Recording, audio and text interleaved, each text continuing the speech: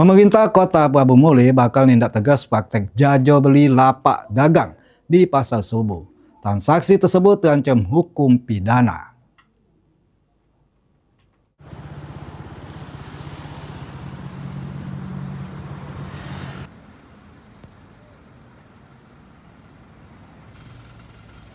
Adanya informasi terkait transaksi jual beli lapak jajoan yang seharusnya area parkir, tapi dialih ke fungsi jadi lapak jajoan di Pasar Subuh Kota Prabu Muli, bakal gancang diselidiki oleh Wali Kota Prabu Muli.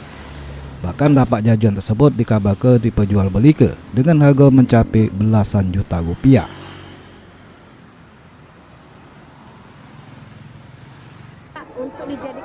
Wali Kota Prabu Muli Arlan negaskan, namun terbukti adanya praktik jual beli lapak jajoan secara ilegal, bakal diproses sesuai hukum sama pacak dipidanakan.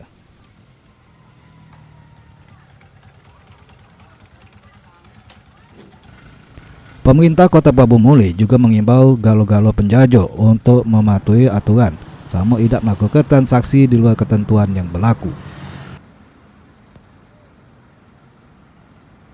Belasan juta aja untuk dijadikan tempat dagang di pinggir jalan itu.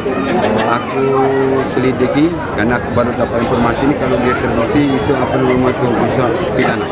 Ya. Sama seperti pasar PTM kemarin, Cek. Iya. Pemerintah Kota Prabu Muli negaskan tidak bakal ngenjuk toleransi terhadap praktek jual beli lapak jajoan ilegal.